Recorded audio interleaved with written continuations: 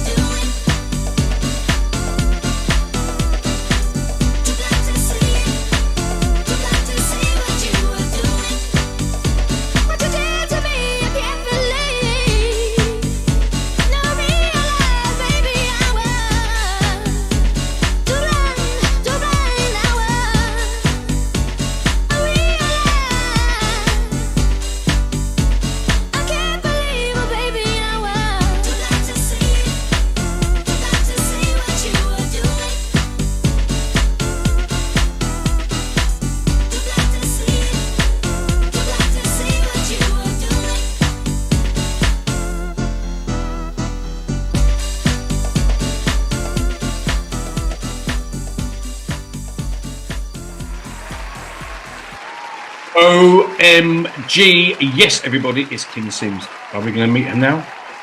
Hold your horses. Give it a little bit of a simmer down, because I've decided that before you meet her, it's time for a quick commercial break.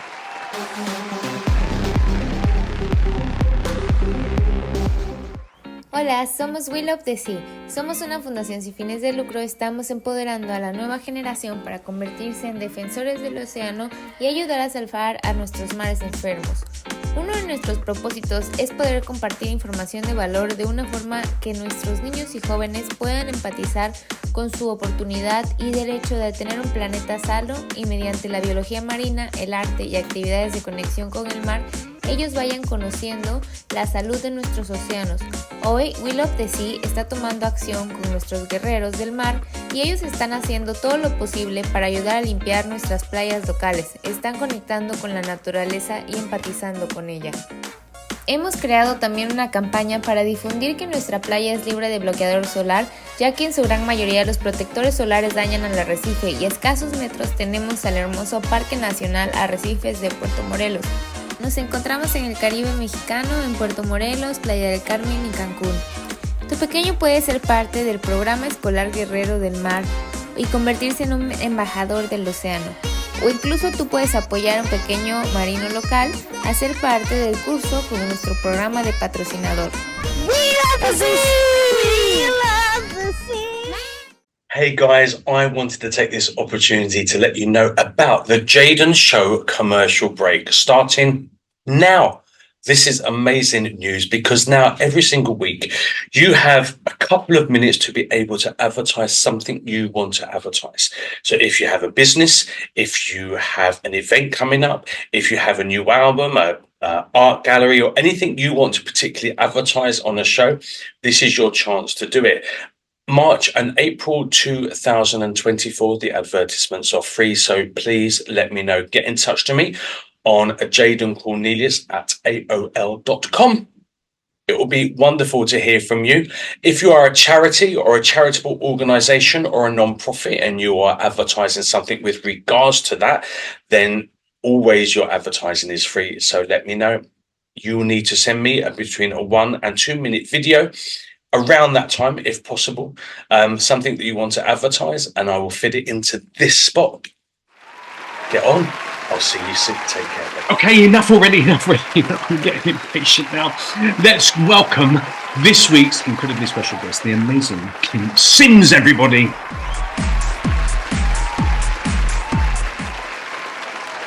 The amazing, the almighty Dancefloor Diva, Kym Sims, to the Jaden Show. How are you doing?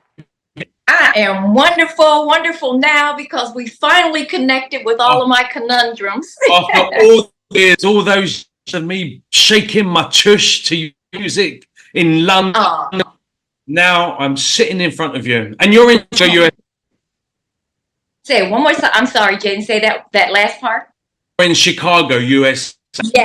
Yes, I'm in Chicago. I was born and raised here.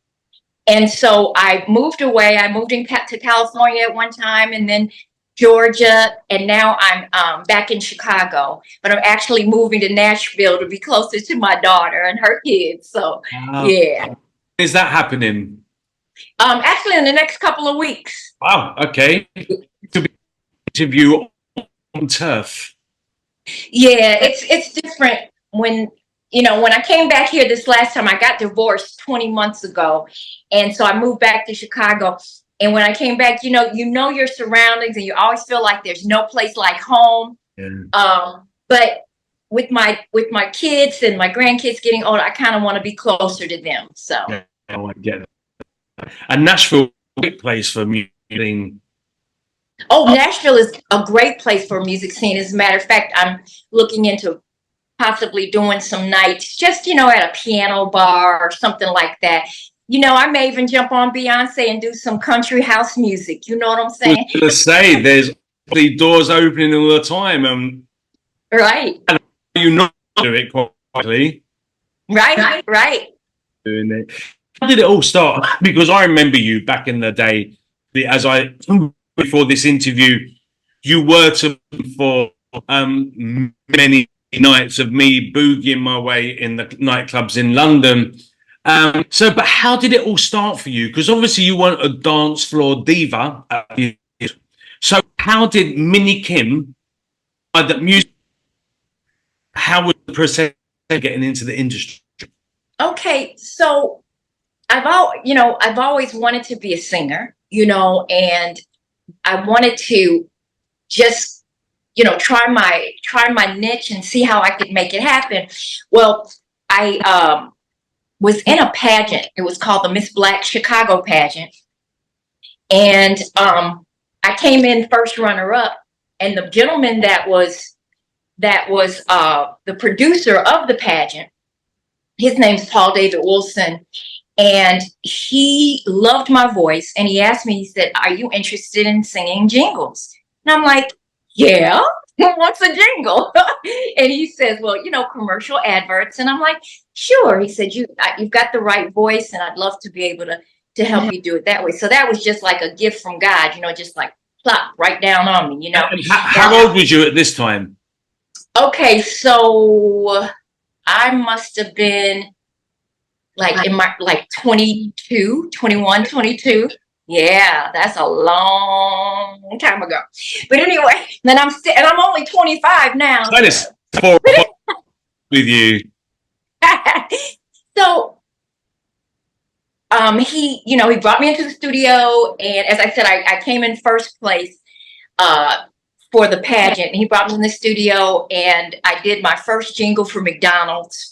And then those were group sessions, so it was a lot. And I was like the new kid on the block, and these are some old professional jingle singers, and I'm standing there like, whoa.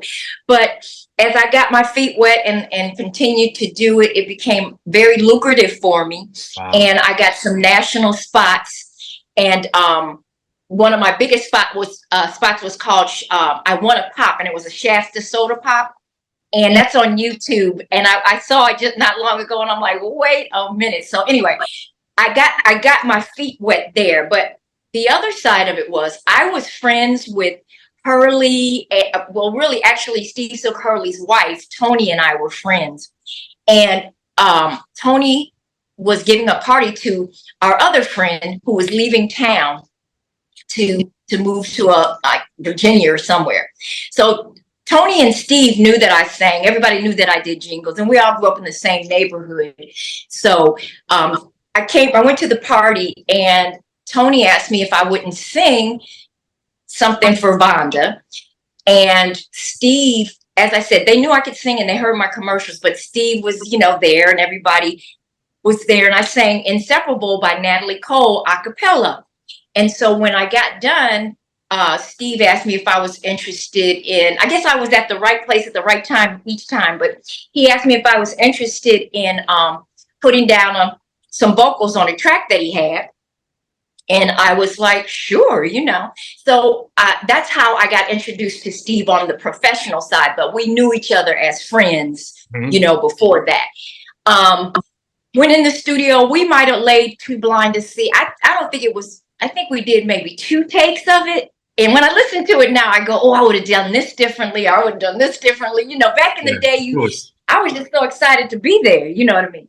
So, I didn't really think that, and I don't want to make this sound weird, but I didn't think it was going to do anything. I'm just like, okay, fine, So, then we decided that that they decided they would put it out on ID Records, their label, and see what it would do.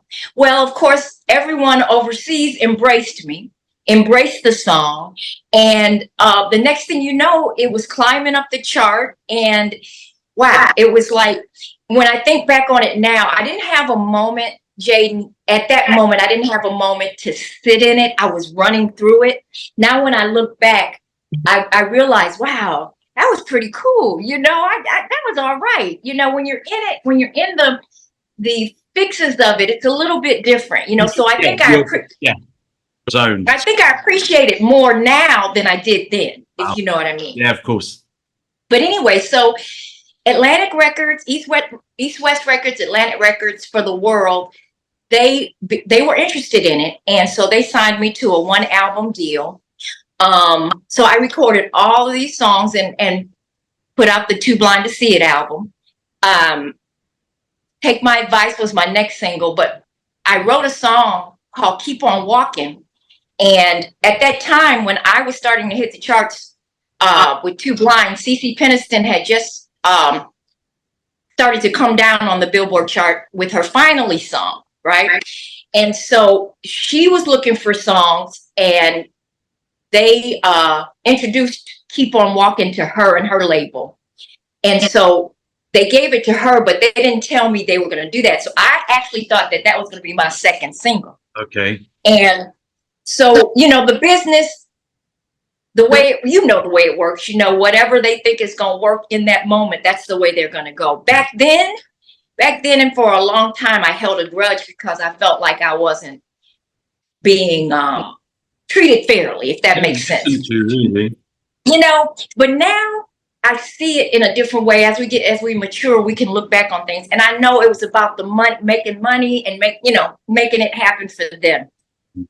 Long story short, so Keep On Walking came out and it started to climb the charts. And then they decided they would Take My Advice out for me.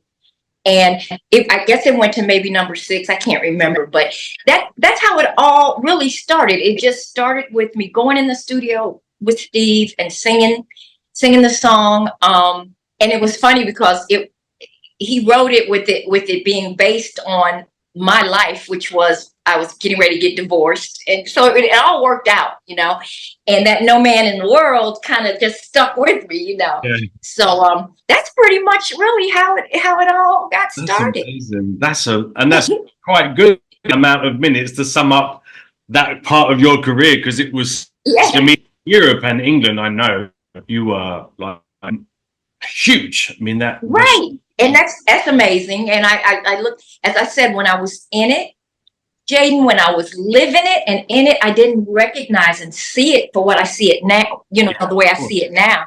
Yeah. And when people say it was massive, I'm like, for real? You know, because, you know, living over here, it's like, I can see the charts or something like that. But then when I realize I've got fans and people that are still interested, that's when it's, you know, it starts to come together like, yeah, maybe you know, the stuff, you know?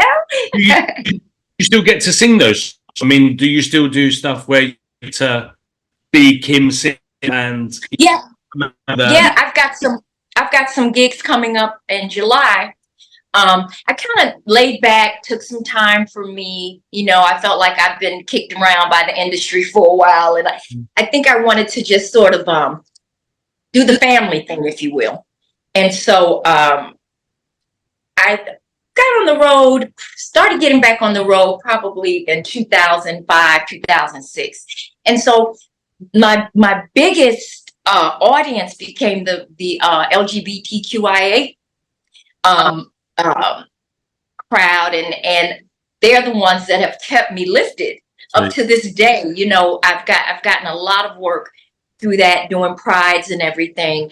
And I used to say when I get on stage, I would tell everybody, my kids were little then, and I would say, I just want to thank the well, it wasn't the LGBTQIA back then, but I would say the gay community for feeding our family this week. So they kept me, you know, lifted, if you will. So that was and up to, and even till now, you know, and now I've got these gigs, as I said, in the UK, Prather, I think Prather or something. Anyway, July 13th, and one I think in Leeds. So yeah, you know, I'm just sort of coasting along. Nice. And so all those people that get to hear those songs live again. That's yes. So let's take it a little bit back to mini Sims, right? So you're tiny. What's the demonstration musically for you? Are you in like what family listened to? What music was you brought up on? What was your vibe when you're like mini Sims? Right. So it was the Motown, you know, Motown. That's kind of the stuff. My parents were a lot older, so they listened to music, but I was pretty much the one that would go to the record store, pick up, you know, something that was happening at that moment. And it was mostly the Supremes, Frida Payne, just Motown music, you know, Natalie Cole, Gladys Knight. I always liked the big voice divas, but I wasn't a big voice diva, but I tried to see if I could just sort of incorporate some of their styles. Everyone said I sounded a lot like Diana Ross. So I'm like, okay, I can live with that. I can use that. Yeah.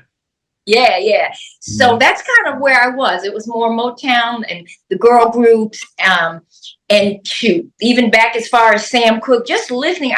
every time I would listen to a song, I didn't realize it back then, but the words were really important to me for some reason. You know, I paid attention to them. Yeah. And I think that's kind of what sculptured and built me as well. Listening to the melodies, listening to the tunes, getting the vibe of the feeling, what that person must have been thinking when they were recording, you know, that kind of thing. Absolutely. We're really supportive of your decision to go into music. They were. As a matter of fact, that's why they put me in this pageant. And you said my mom and dad, is that my family? Your family, yeah. Yes. They were. That's why they put me in in the pageant, because they knew that I had something special, and they were 100% behind me. And once I started singing the jingles, they saw the money coming in. They were like, "Oh yeah, you go right ahead. You be a singer, sing." So yeah, they were super supportive. Oh, super. And so, what's happening now? So you've had a little bit of rest to play, you know, to do family, which is amazing and probably bloody healthy. And yes. And as you said, the amount of people that have said, you know, the issues of how they were treated by the industry, I think is probably like 99% of everyone that's been in the industry, quite frankly. That's true. Yeah, you know? And yep, that's true. How are you reclaiming your authenticity, your passion for your art and your way forward? What are you doing at the moment? Well, I got divorced, and it was a good thing. So yeah, and that, right, it restructured the way I wanted to go about things. At one time, I have to say, I think I suffered from depression, and I just kind of like, I'm like, I'm not singing anymore. I don't want to do this. And the phone stopped ringing, and, you know, all of the stuff that you hear from different artists. And once I got out of that marriage, I started to reclaim Kym again, if you will, or reclaim Kym. And my best friend, Thomas Arambula, who wrote Turn It Up, the song that I was telling you that I love the video for. And he said to me, he said, Kym, you know, you've added something to a lot of people's lives, and your voice is still there. Why don't you go on and try to get back into it to whatever degree. So now I'm not chasing it anymore, Jaden, and I'm not looking for the check in the mail. I'm looking for the love and the excitement that it brings me. Do you know what I mean?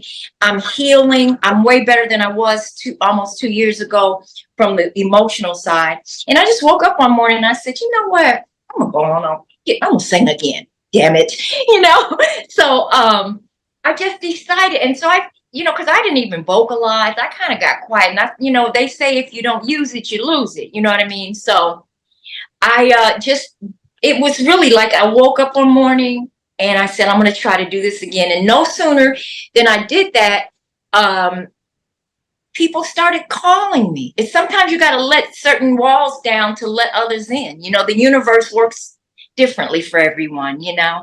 So it happened, and now, as I said, I'm just doing little gigs, and I'm not chasing them. I'm not desperate. Oh my God, I've got to pay the rent. Oh my God, none of that. It's more of I'm living off of the alimony check. Yeah, and you know, just doing me. And I think my hair is so thin. Okay, in a way, it's like a rebirth, but yet I'm still that Kym Sims, if you know what I mean. No, that's amazing. I'm going through a divorce at the moment. It's already been 2 years, and it's it's a lot, isn't it? It's like a death, isn't it? Well, I mean, yeah, it's really bizarre because stupidly, when I got married, it was forever. So that was never an issue, and I left. Right. I'm in Mexico now, so I learned my climate, my friends, my family, my home, my mom, my climate, my language, my culture. Yeah. And then you kind of, you know, you go to another place and, you know, you kind of make it as it's never home. If you travel never home, you might live there, but home is where your family is. Yes. You know, you spend the best time of yours, I guess. Yes. Even whether it's the right thing or not, it's just extremely emotionally exhausting. It really is. It really is. You don't know an outcome, especially you know you're going to get divorced, but I could lose my home, I could lose my everything, you know. So it's like, so I've obviously been on that same path that you were, you know, mental health in sometimes, and like, you know, I've worked my arse off, and I've always been a good boy. Yes, I've been yes. realized being good. I'm level. Well, right. Yeah. You get that stage, but I found as well that, you know, I was the best kids ever. Like, I really would never have chosen singing as a hobby or a career, because even though I loved being a pop star in front of the mirror, if it in front of someone else, that ain't gonna happen, sister. Do you know what I mean? Right. I So get it was you. the thing that I the most and the least, but the thing that I couldn't bloody give on. 7 years break where, you know, I lost my record deal because of bad management with BMG back in his. Oh, tell me about it. Yes. We had, you know, really great internet and social media. So we had like tens of thousands of fans because we it to every nightclub, 18s, over 18s, gay, radio shows, man's clubs, 4-7. Yeah, everything. We've Yeah. done the work, and you lose it because of one stupid person's decision. But Right. so you go. I mean, you see people on the like the America's Got Talent, and they've been doing it 5 weeks, and they are besides them, and they're not picked. Like, Right.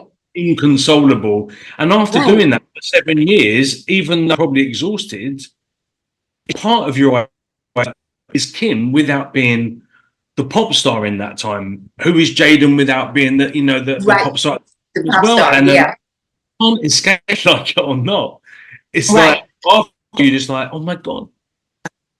Essentially, that's who I am. Right. Of the success or the interest of others or whatever. And my biggest lesson that you've just said, what you're doing now, my biggest lesson was going out in it out any expectations, because expectations only ever disappointment. That's true. I can afford to do it. I see now, so one morning a week, well as working a full-time job. Right. You know, right. And I do, if I say Mexico, so I make pesos. If I make 100 pesos and they give me a plate of taco, I'm not happy with it. Yeah. Because as we talked earlier, I've got loads of rescue animals to feed. But sure. Yes. Yes. I don't go out anymore. Think, oh, do you know what? I just want to be famous. If it all happened and a new single or this show or whatever picked up, that would be great. You know, Jaden, that's true, and it's interesting. You know that I want to be famous. That that was what resonated. But but you never think about this part of it. It's you and you see your legends and you think, oh, they're just taking a rest, but they're famous, and when they come back to do something else, they're famous, and they're only famous for what they have right now. So you're only as good. Exactly. Right. Mm-hmm. Yeah. The majority of your work is down here. Yes. Yes. TV award show down here, maybe, but it's for someone that and I think most musicians are quite introspective and quite with self-esteem. I think that's why we give some art. And so true. And you spend so much of your time blasted by other people. I know. To get your head to occasionally. Right. And yet people say, oh, I saw him at London Fashion Week. He's obviously doing well. Like, the weeks of crying and frustration and losing deals and signings to get me to that point. You have no idea. And you're living it. And we are ego driven. We are, you get on a pedestal, or people put you on a pedestal, and then they call it a fall from grace, or what are you doing now? I'm doing the same thing I was doing when I was up here. I'm just not at the level I used to be. Or their level. Or their level. Yeah. Exactly. Because we're going to always look at ourselves as being good singers and have added something to this world and realm of music. And there'll be a lot of people that won't ever know who we are or whatever. But in that moment of time, we were able to get to where we are now. We're sitting here talking to each other. And if you sit back and just go over things. We have had our day, and our day is still there. Absolutely. It's just it's how the industry and things have changed, and it's how hard we want to work towards getting back into the scene from that level. If I got another quote unquote hit, it would be great. But if I'm remembered for singing and bringing joy, as far as Too Blind and some of my other songs, I'm good with that too. Yeah, I get that. It's quite interesting. It's how we perceive success. I mean, obviously, we all need to pay bills and feed ourselves. I mean, Right. That is successful. The fact that even if I can just substitute some of my, my income, I always ask when they pay me, I said, and you got to put, like a bottle of water and dinner in with that.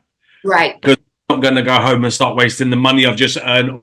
So right as well, which is great. But at the same time, I never wanted to go for any of the music competitions. I never believed someone to be judged. I mean, what's my passion is going to be someone else's poison. I might think you're amazing. I think shit. It's just how we roll as humans, right? That's true. And I don't think you can be judged on something that's. I know that it comes from your experience. It comes from your trauma, from your pleasures, from everything. And I've got no right to judge you on that. Like I've got no right to judge you on that. But anyway, I got scouted, and I'd just been doing I'm spiritual, I'm religious, but I'm spiritual, and I was asking the universe, like, I'm working my ass off. Like, you've really got to send me some opening, some chance to, just give me a hand, guys. Yeah. And email through saying that I'd been scouted for, I think it was Britain's Talent. Wow. And I was like, I don't want to do this. Yeah. I was like, well, I'm praying. If I don't do it, I'm stupid, because I'm asking for help and I get something. And if I don't do it, then that's crap. Yeah. And I didn't have to audition. I'd already got through to the finals. I'm probably breaking all confidentialities now, but I don't give a shit. That's okay. I won't go any further. No, just YouTube, right? Just, all over there. Anyway, I don't have to come and find me in Mexico first. I'm not really. That's right.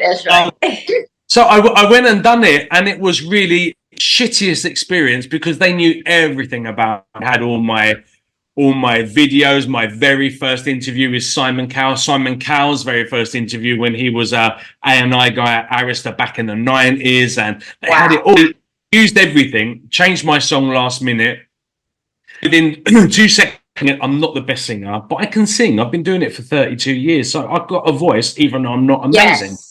Yes. They were like one of the presenters putting their fingers in their ears. They just wanted. They wanted me to cry. They wanted me to get angry. And I remember one of the other presenters. She banged on the table. She goes, "If you want this bad enough, why are you not getting angry?" I said, "Because I don't need to." I said, "You invited me here. I didn't ask to come here." Oh, like this, and you're going to be successful. I said, "Well, it depends. I may never have a mansion with a pool in the garden, absolutely, but I'm traveling all over the world. I've got my own non-profit organization that I've had for nearly 15 years now, and I don't have money, but I have time and I have a voice. So I would say, look, you get me wherever you need me to go, and I will come and sing free for you for, I don't know whether it's the YMCA kids baseball team or in Romania." Right. So my success is I'm well for loads of different charities. That's amazing. Amazing people. Yeah, I might not be eating at the grounds. I might have to pop into McDonald's, but I'm eating, and it's not really a tragedy for me. It's not. It's not. The world. So I think I'm quite successful really now in Mexico. Yes, you are. Really small little house with loads of dogs, 7 minutes from the Caribbean Sea. So even though I don't have that mansion, I still think life has been pretty bloody colourful for me. And see, that's what's great about that. You have been successful. You are still successful. It's what level you believe your success is, and it's what level they believe your success is. Do you know what I mean? And I get where you're coming from, and you feel like well, I'm doing this and that. But I think everything you're doing is for the moment that you're doing it. And the doors are opening. They may not be opening the way we want them to. But I think that may be God's way of saying, hey, listen, this is the course that I'm having you take. Absolutely. And so, the most you can't bet. No, carry on. Okay. You can't ask for something and then put some what do you call it, stringencies on it, like, okay, well, I want to sing and I want to, listen, I'm giving you this opportunity and let me see you navigate through it, and a lot of people would have loved to have done what you've done, you know what I mean? Yeah, absolutely. And you respect your craft, and those that were sitting there judging, they are, they would either be dream makers or dream breakers. Yeah, absolutely. Nobody can take away the fact that you have a voice. You can still sing.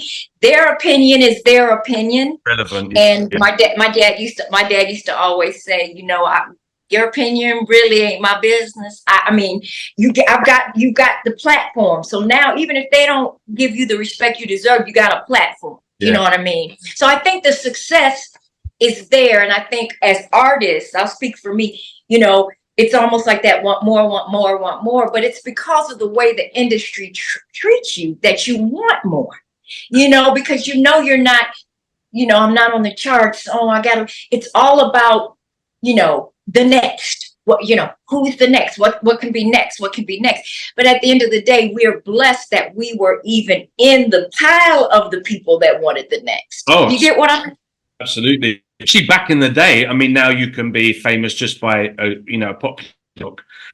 Back in the day, I remember in our office in the early 90s, and they said, over I think it was something like 220,000 people monthly applied for a record deal, and you would see the sacks of envelopes, every envelope, or it was tried to make the most obvious with their demos. Right. And said less than 200 a year get one. That's like being an NFL. When you think of the NFL or soccer, and you get the world and get a little pin and throw it, and that's your chances of getting that deal are like minuscule. Yeah. But it happened. It's just the level that it happened for us and I appreciate it now. I get it now, and that has to do with maturing, and I got to a point where I was burned out, and it does mess with your ego. It does mess with how you perceive yourself. But if you get strong in who you are and your faith, you get past it, because you were born with your talent. No one can take your talent from you. And tons of someones have watched you as you stood on the stage and threw it down for them. And so what I say now is our investment into this into the music industry, we made a smash. It's just, what's the level? And I think sometimes God has a way of telling us, okay, now can't have it both ways. I gave you what you wanted. Now this is where it is right now. Now, if you start to frown on that, then you're not looking at it from the same standpoint. I always looked at it as, I love to sing. Yeah. And I wouldn't care if I made any money. And I used to say that in my interviews. I said, I just love to sing. And that's when God wants to throw everything at you. When you realize it's not about all that other stuff. It's about the gift you have. Completely. And being able to share it. You know what I mean? Before, it's about being your authentic self and loving what you do without expectation. I think as well, that's right. I almost feel better now as an artist that I don't have that the pressure of into a musical industry. Like, right. I work with this amazing artist here in Mexico. He's named Black Sicano. He does like dembo, reggaeton. I mean, everything that boy has released is gold. I mean, he's such a talented man. And we said, oh, let's do it together. English boy, Black Mexican rapper. Let's do it in English and English, Right. Dembo and pop, I'm gay, so it was the first day he said, so you could like get the attention of a guy in, and I'm like, I'm not doing that. He's like, why not? I said, because I'll never get a record deal. It's like, what do you mean? I said, I can't be gay on video, because you couldn't back in the 90s.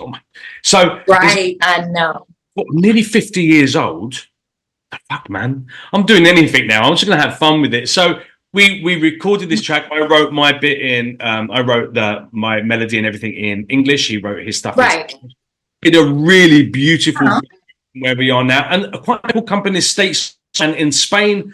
We're like, we love what you do. We love what you do, but you don't have enough YouTube followers, so we're not picking you up.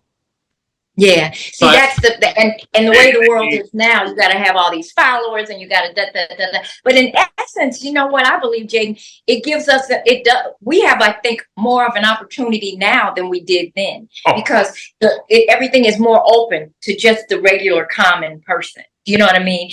And hold on one sec for me. I'm holding. Okay. My dog I think she wanted some water, so I had closed the door. But anyway. It's like, it's the levels, it's the fighting to get to the level of this person and that person, and I think that's not what you were given that gift for. No, and it's not. You've been through it, way more than me, because you are, so incredibly successful.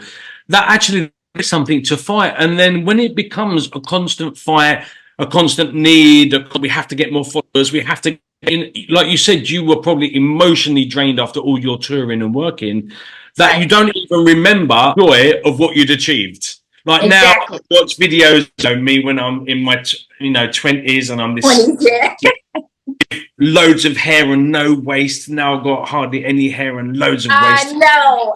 Just like, oh my God, I wish I'd enjoyed it more, but I didn't have time to enjoy it, because shit, you've got like 3 hours to do a 7-hour journey to get to an interview. Then you've got to go do an under 18s, over 18s, gay club, get back, wake up after 3 hours sleep to go and do that.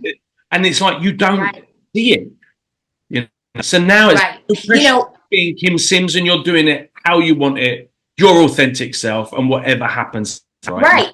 Doing it. Kym's. Right. And you can say, if I had known then what I know now, well, you can't even go back. So it's like, you learn from your mistakes. And what do they say? We have paid our dues. Yeah. We have paid our dues. There are a lot of people, they seem to just fall right into but we as artists know that they're going through the same thing we did. And maybe theirs is, it's more out there because, they have millions and millions of people. But at the end of the day, we go home to ourselves, to our quiet moments, to being just Jaden, just Kym, chilling. And it gives us the opportunity to think about things. And you can either look at it like, man, it could have been so much better, or like, man, there's somebody out there that wishes they could have done what we've done. Oh, no, completely. And actually, the difference between fame and success, and fame has taken so many people. Oh my God, are you? I'm actually quite happy just, if I got more money, I would build a swimming pool for my dogs. Yeah. Absolutely. Yeah. Yeah. Well, you know what, too?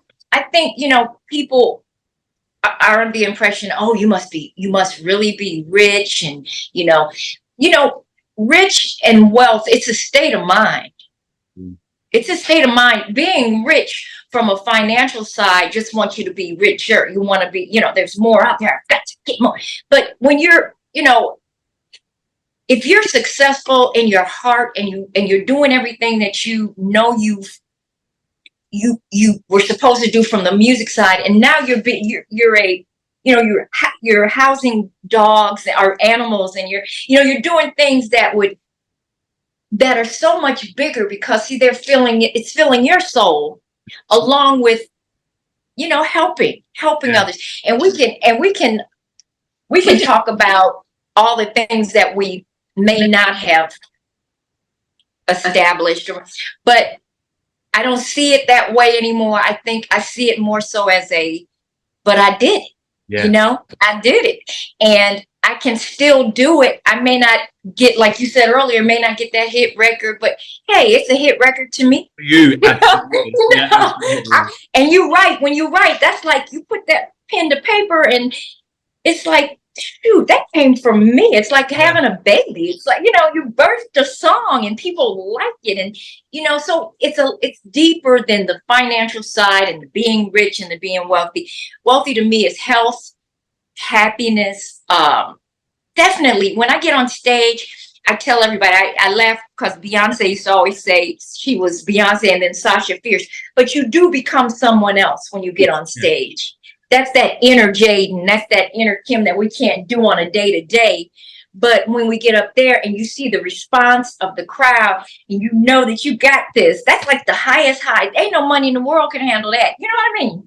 It's not. It's a feeling of, you know, greatness. And why did God choose me to be right here in this moment singing this song? I think it's also, for me, it's a feeling of being seen. And I don't mean, look, no, I feel you. It's, yeah. No. Wow, this is, Jaden is here and everything, the trauma and everything that's been involved in life to get me to that point has played a part in my musical journey, because that's where your songwriting comes from.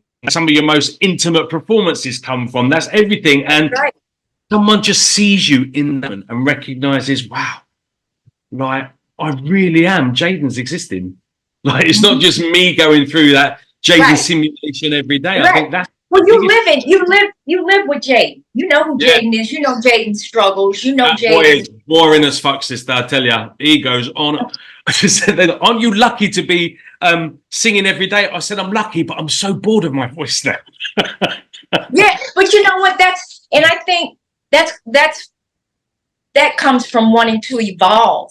Yeah. You know, the industry continues to grow and evolve and things change. So like you just saying that, and I think about, when I think about the voice I really have, and I think about the voice that Too Blind to See It was portrayed, you know, it's different. You know, I don't hear that Kym Sims, you know, when I go out on stage. I hear I hear me.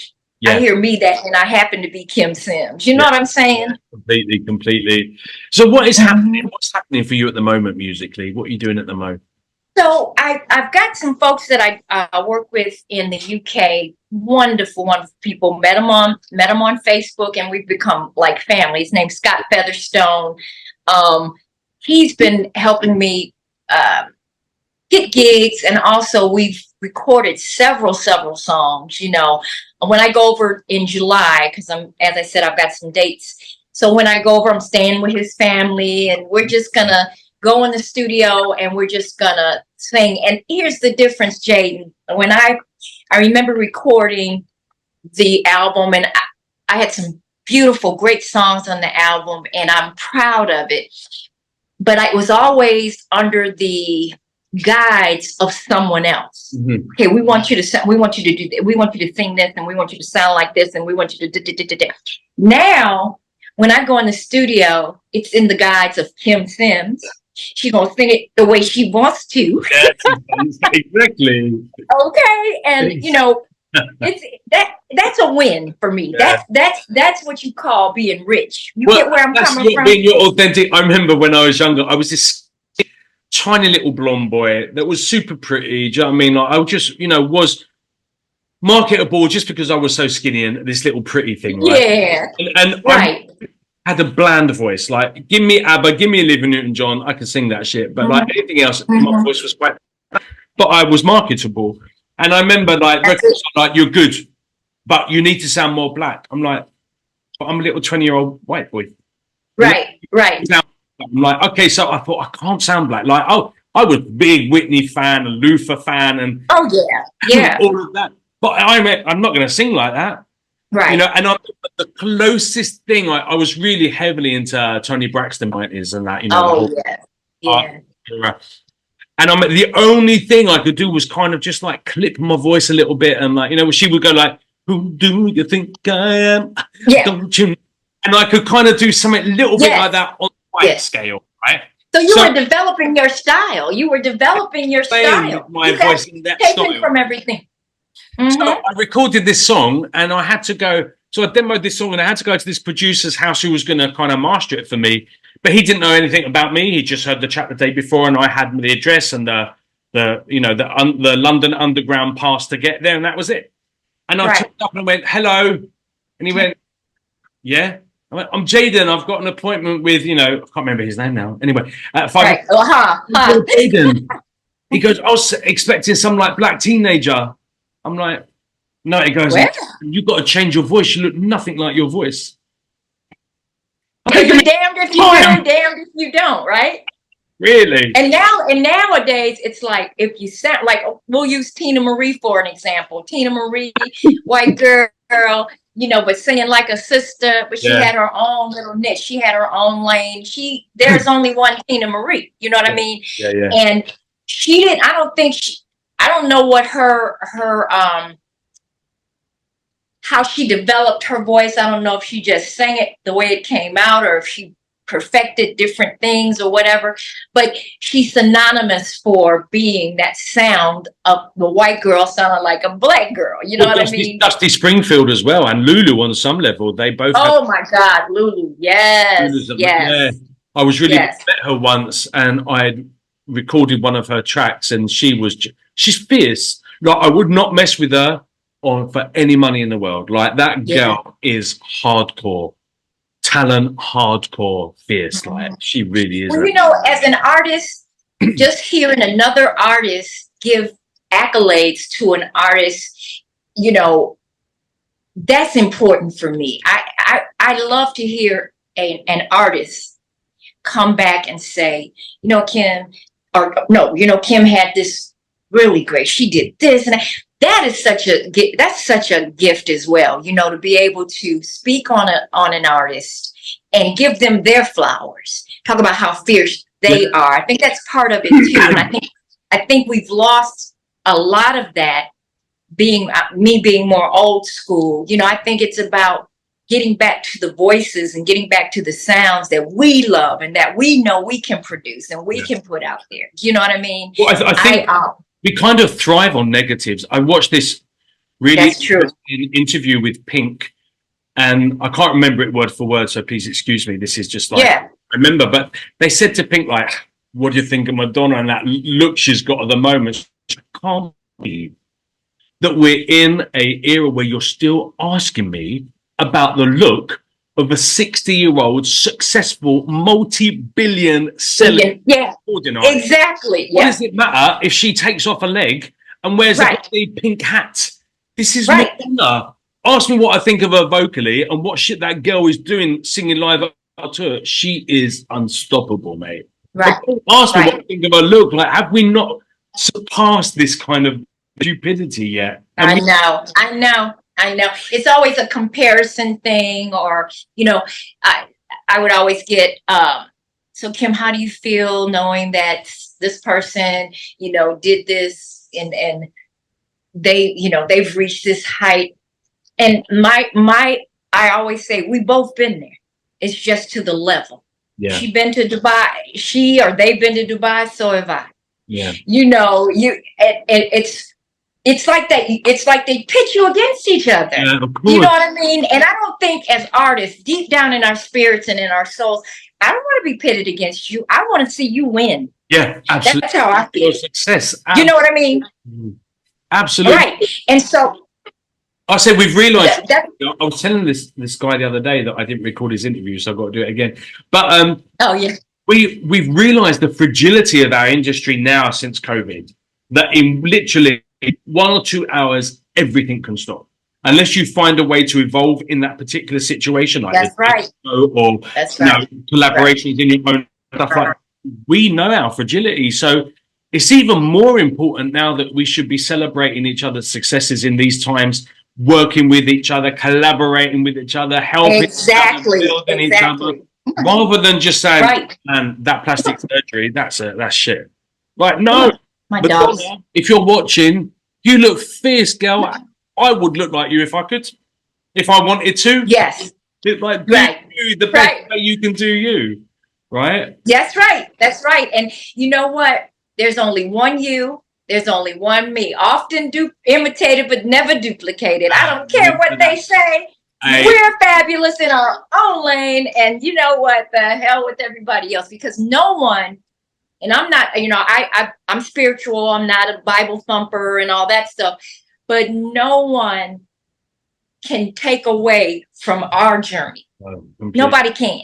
And no matter whether you and I ever hit a Billboard chart again or whatever, if you got your health, if you've got your mind, if you've got the things that you like to do, you know, you can look back and you've got history. You're in the history books of music, period. You get where I'm coming from? And I think these young folks maybe get it a little quicker, and maybe we see it as them getting it quicker, but and then the money and the glitz and the glam. But when you look at, like you said, so many have gone on because they're not prepared, and nobody cares about whether they're prepared mentally or emotionally. Just get out there and do you, and make us this money. You know what I mean? But we have an advantage, I think, having singles and having albums and stuff out back in the day and now. We have the advantage of being able to say, you know what, when it was going on for us, it was pure, it was real, and at least that's the way I look at it. It was pure, it was real, and nobody can take away that sound, and nobody can say, like I said, often imitated but never duplicated.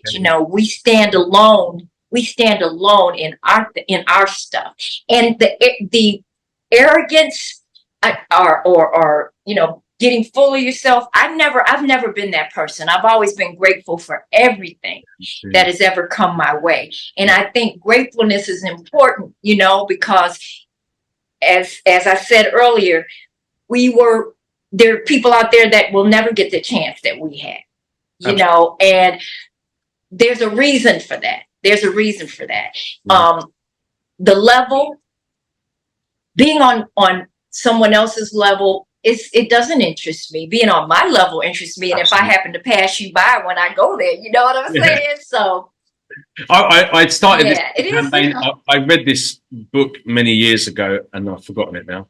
I think it was like it's like a Paulo Coelho book or something called The Greatest Salesman in the World or something like this. But anyway, I read this and this chapter really stuck out to me. It was called "You Are Nature's Greatest Miracle."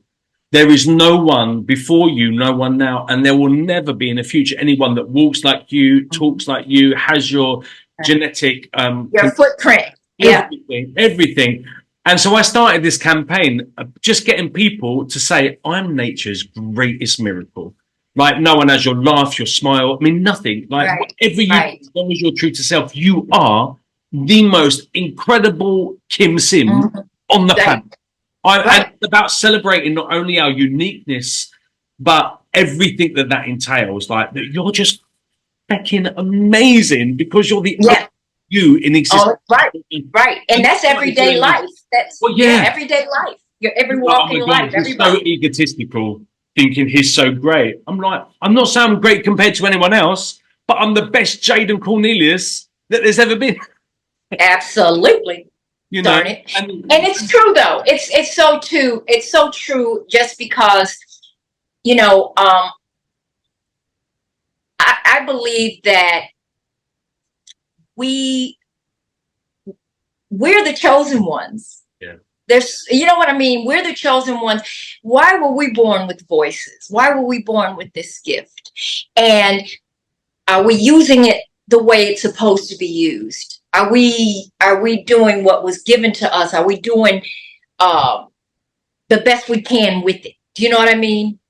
I always felt like I was in the wrong genre. I always wanted, I feel like I should be there with Kylie Minogue and, because my voice is just as good as theirs. That's how I used to think. But then I got to a point where, you know what, this is what what her life was lined up to be. I don't think it has personally, I don't think it has anything to do with anybody being a better singer. I believe in my heart that they've got that money train behind them. And it is about money when it comes to the industry. You know, Jaden, I always said, if I won the lottery and I had all these money, I would put my music out and stuff, but that doesn't mean people would like it. No. So then would I be mad? I don't put all this music out and nobody's, so, it's always going to be a level, how can I do this? And if you could just sit back in it and think, I know I've made my mark. I'm in the history books. I've got my platinum. I've got my Billboard's #1. All the things that the industry thinks is what makes you fabulous, but that's not it. It's not the charts. It's what you were given, how you use it, how you don't mistreat it. And, that to me is bigger than anything now. And I've said that, I've said this throughout my music career, but I can say it even more so now because, see, I have lived the ups and the downs, and I've been through the depression, and I've been through the highs and been through the lows. So I can see it from a different standpoint. But if you're in it, like when we were younger and we're in it, and we didn't even get a chance to really, because we're just on it. I would rather, I feel like certain things pass me by that I can never get back. Yeah. You know what I mean? But I think what I've kind of used to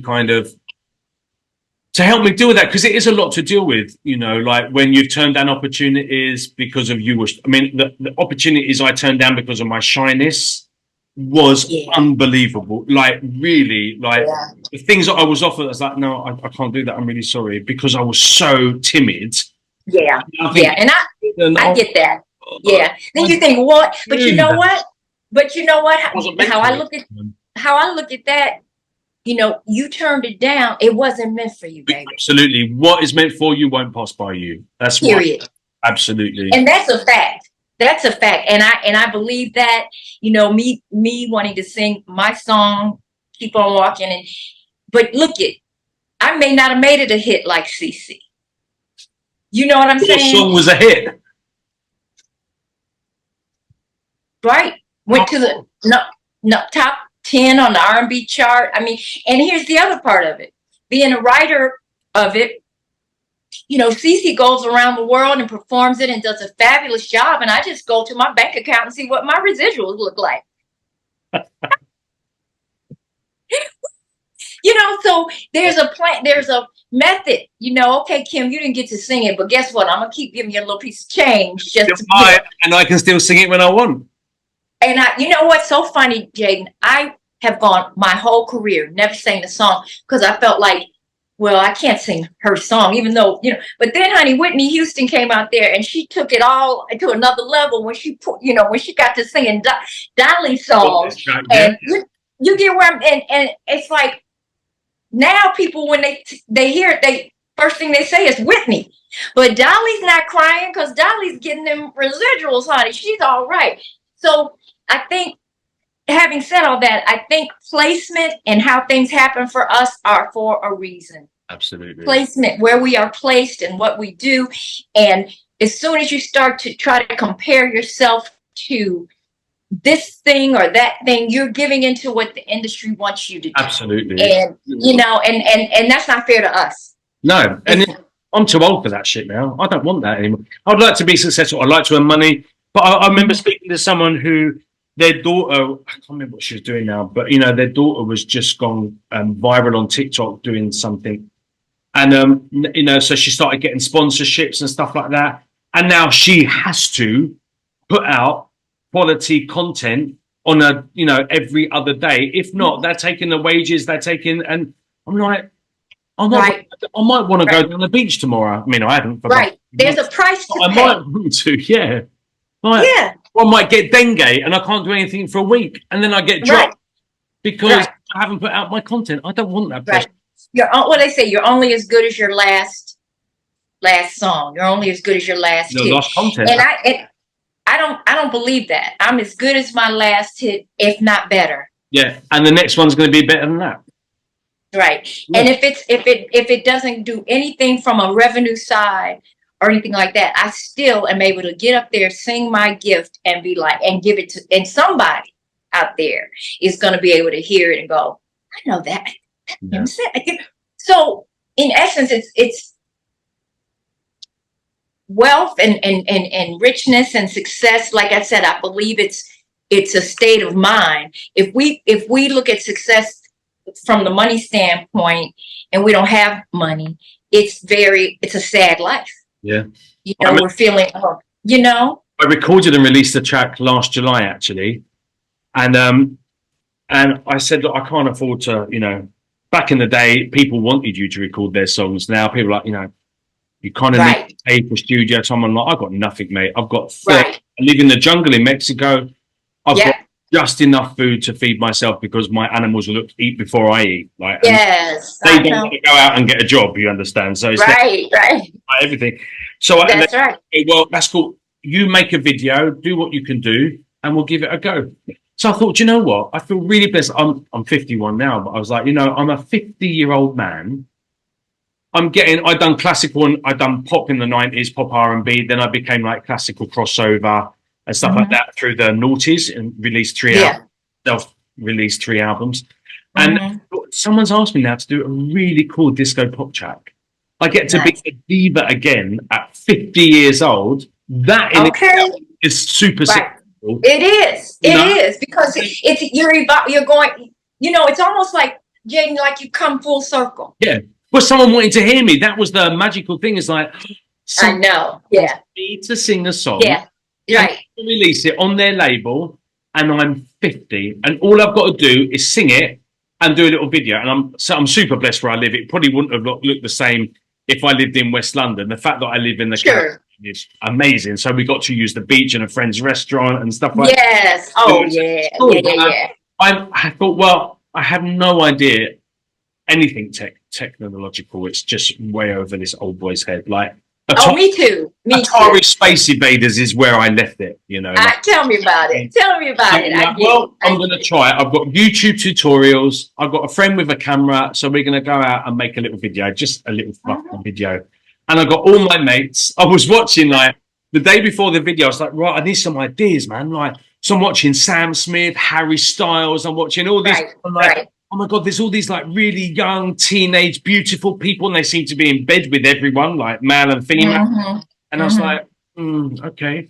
Don't think my video is going to look like that. So I put a shout out to all my friends who are in their 40s, 50s, 60s, and 70s.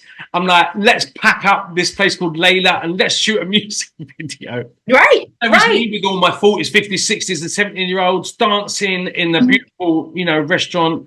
And I had such a blast. And that was not only to be in a music video that I was creating with my friends, all my friends, but at 50 years old, I'm releasing a pop song.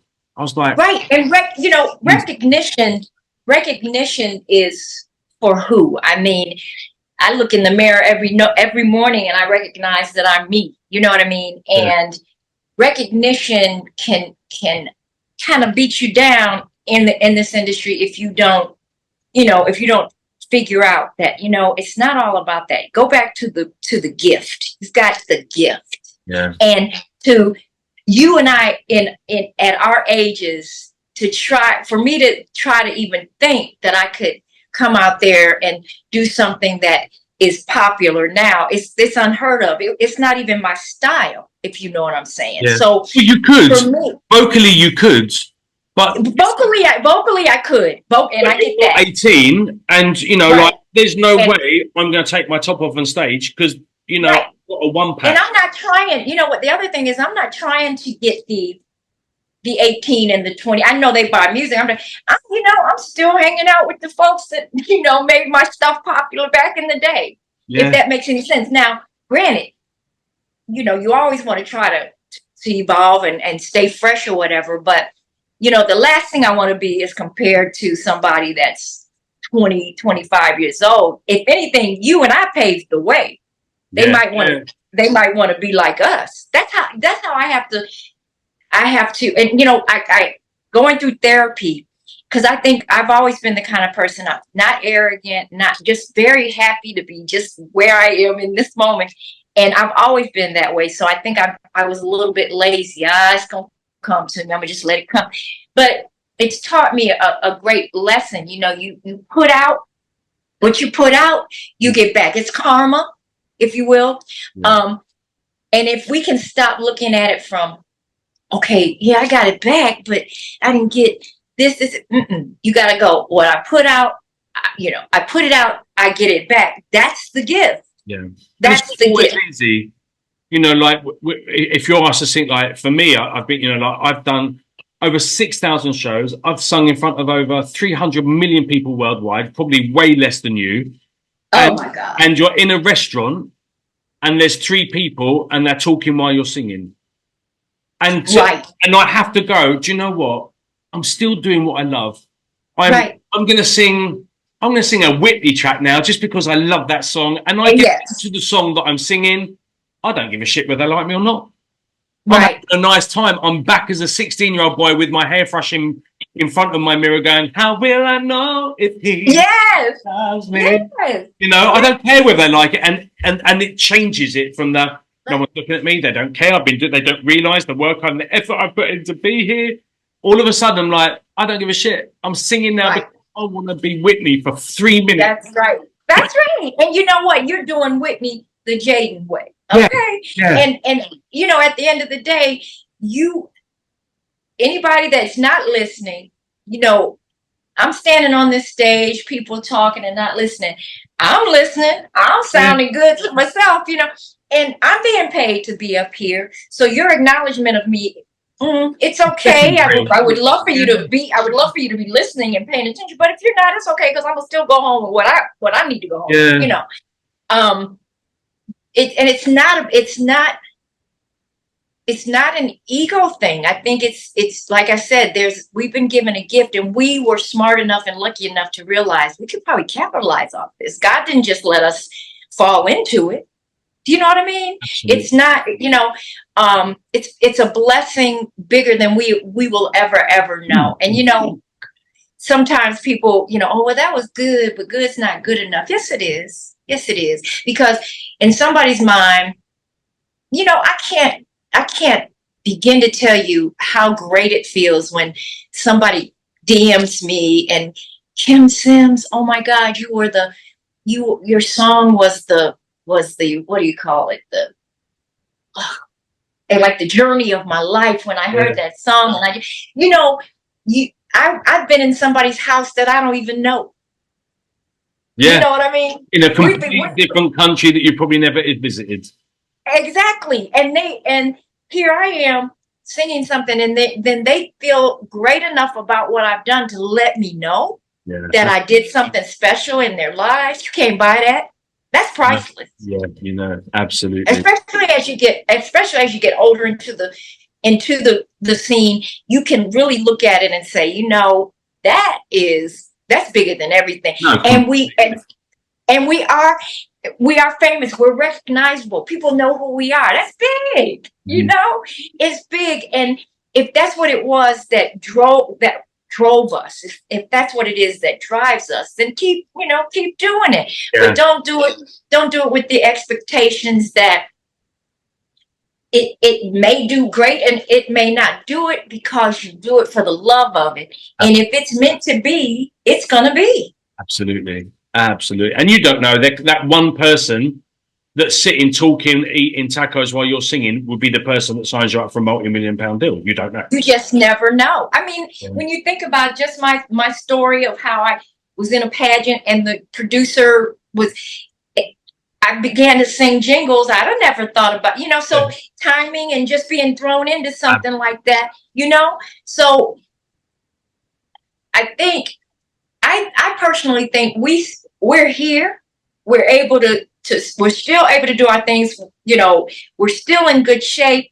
We do it with the thought in mind that you want to see. It's almost like you're playing a game. Well, for me, like playing a game with myself. Let me see if I can get up here and slay them like I used to. You know what I mean? You know what I mean? And that's big. When someone says, "Oh, you sound better than the record," hey, that's what I'm looking for. Okay, but that's big though, don't you think? Yeah, absolutely. So, Miss Sims, as you are one of the most phenomenal people I've spoken to. I just so love chatting to you. What is your future? What is your future? What are your plans for the reinventing of, the authenticness of, the world domination of? Right. Woo, sounds fabulous. You know, I'm on vacation. I'm vacationing. I'm vacationing everywhere. And when I get on stage, that's my vacation. Sweet. You know what I mean? I feel like a teenager couch surfing. I'm gonna go to one kid's house. I'm gonna go to the other. I'm gonna go. For me, it's about living in the luxury that was provided for me now. Living in it now. Not looking for more. Living in it now and just, you know, enjoying the moment, but not giving up the hopes and the dreams. I never look back. I never look on it and say, it's not gonna work. I will always want to believe there's something still out there. Do you know what I mean? To whatever level or degree. So to answer your question, I'm just gonna gig where I gig, and I'm going to travel. I'm going to love on me, and you know, my journey will be my journey. However it's slated to be. Excuse me, it's the way it's going to be. You and I are going to do some stuff together. I was just about to say, I'm channeling a future collaboration. I feel it. I feel it. Yeah. So, you know, and that's the other thing, you know, us talking, words are powerful. You speak things into existence. Absolutely. You know, and the more we maybe frown on a situation, the worse it may get. But the more we enjoy and envelop the things that were really, really fabulous and perfect in our lives and continue to say, this is great, this is great. There's nothing but greatness that'll come our way. Amen. From your mouth to the Lord and Lady's ears, darling. That's exactly right. Yeah. So we're gonna get our little thing together, and we're gonna come with something different. And we're in touch now. So unfortunately, you're now going to be bugged by Jaden every. Oh no, they'll be. Hey, listen, you won't be bugging me. We're family, honey. We're gonna do this. We're gonna make this happen. Okay. Yeah, we just gotta. You've witnessed this. All right, you all know from her mouth. All right, we got this. Top dance track or something from Jaden. Yeah. I mean, do it. Just listen. It's all about inventing the new. That's what everybody wants to do. Invent the new and having fun. Yes. Really is at the end of the day, even if we are blessed to get to 100 years old, it's no time at all. Like it really is that. Like I don't know. I was saying to my friend the other day, like the last time before coming here and doing the last two singles, the last time I shot a music video was in the 90s in London. I know. In my mind, I was that same twisty blonde hair, skinny boy that was in London in my Buffalo. And you are. Exactly. Until I saw the video back, I'm like, raw, what is my dad doing in that? Well, you know, yeah, I get that, but you know that's what Botox and filler is for. We can get that situation right. Successful shows for that, darling. I can't pay for that with Taka. But that's right. But you know what? You're still that inner child, absolutely. And like, you know, time goes so quick. So even if we get to live to 100, that ain't enough time to even do half of what we could do if we really wanted, you know. So you know. I'm gonna leave you with this. When I think about Tina Turner. Yeah, oh my God. Now, you know, Queen. This woman, right? She was doing it till just a few years back when she got sick, and unfortunately we lost our queen. But you know, at the end of the day, nobody. You go to a Tina Turner concert, and the ages were all over the place. Absolutely. It wasn't. You see, nobody. You know why? Because that's Tina. Look at Madonna. She's reaching the people that are young, middle-aged, older. Everybody has their person that they, you know, they'll always connect, you know.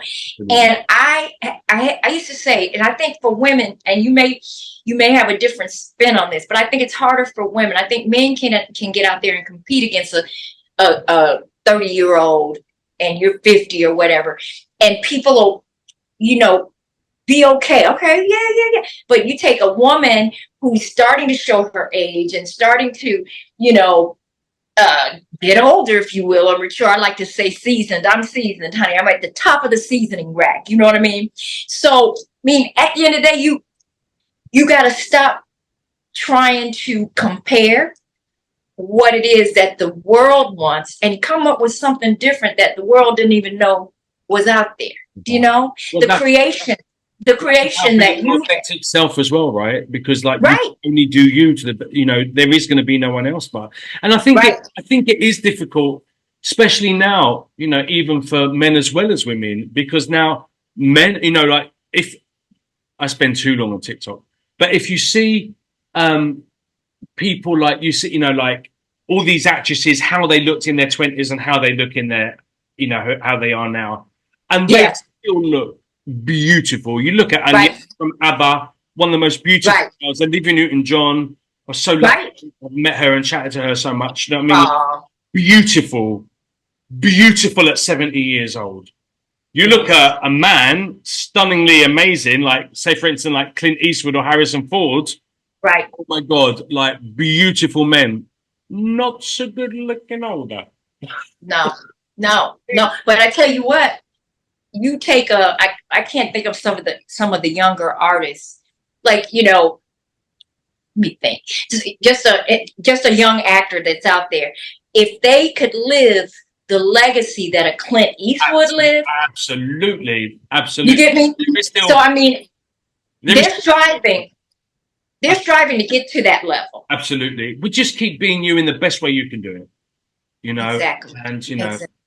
And I have to say, I am so grateful that you've taken the time to come and join me on my show. You are not only a legend, you are beautiful, and I absolutely adore you. You're just so Thank you. And I feel the same. I as I said, I appreciate your being patient with me, because I promise you, I need some whatever this they call it ginkgo to get your mind together. You know, I need some. Because I just forget stuff, and it's not like I'm doing anything. It's not like I'm pressed or anything. It's just that my mind just wanders. But you were so kind to even reach out to me. I feel so honored to, and I mean this, to have you reach out to me to ask me to be a part of your scene, and that it's bigger than you know. That's the gift. That's the love. That's the specialness that we have been involved in for all of these years, to be able to sit in front of an artist that we may have admired back in the day or still do, and be able to have a conversation with them and, you know, let the world know we're still here, we're doing what we're doing and doing it damn well. Well, I only contacted you, like I said, to tell you what, that I would have left clubbing a lot bloody earlier. You've been coming out with your dance floor smashes. Thank you. I appreciate you. You know what? I wish you all the success. We're gonna make this thing happen. We're gonna do something. I'll come to Mexico. You know, I'm using the ex-husband, all the alimony, honey. So we'll just use his money. And thank you, Mr. Ex-husband, for making this possible. That's right, as he should. You know, my license plates. People, you know, I got a vanity plate, and people ask me, "Why did you get that?" And my vanity plate says earned it. ERNEDIT. Earned it. I did. I put in 21 long, hard years, you know, in a situation. There's not enough money on this earth that could be paid to me for what I endured. So when I think about it, I speak on, someone said to me in the store the other day, this lady goes, you have the most beautiful smile. You have pretty teeth. I said, yeah, the ex-husband, he bought those. It's like, yeah, my ex-husband, thank him, you know? And it's a joke for me, but it also, you know, it's my payment. It's my payment. You know what I mean? Sure, it is. Sure. Even though your teeth are beautiful, there were many nights of crying yourself to sleep, of yeah. So really, the teeth ain't even touched the surface of what you've been through. Absolutely. But thank you for noticing. Yeah, but you know what? But the thing is, it's like your get back. It's like, you know, and I'm not that vengeful kind of person, but that divorce can take you through stuff. You know what I mean? And so it's the get back. To be able to say, well, you know, yeah, I invested all this time, but, you know, if this is the way you want to treat me, if this is how you want to do it, that's okay. I'm gonna make sure I take advantage of the situation as well. You know, so it is what it is. Well, long may you reign on every level of your existence. Thank you. You too. You too. And everyone at home, how can you not be completely in love with this young lady? Go and follow her on every single piece of her social media. Go and download her entire library of hits, of amazing hits from Spotify, from all major download and streaming platforms. And there is more to come. We've already seen one of the videos. We're going to leave the wonderful audience with another wonderful song from Kym Sims. Kym, thank you. We're in touch and we'll catch up again. Okay. Yeah, let's do it. I'm there for it. I am. Up to you, my darling. You take care. Blessings. All right. We'll talk soon. Bye-bye.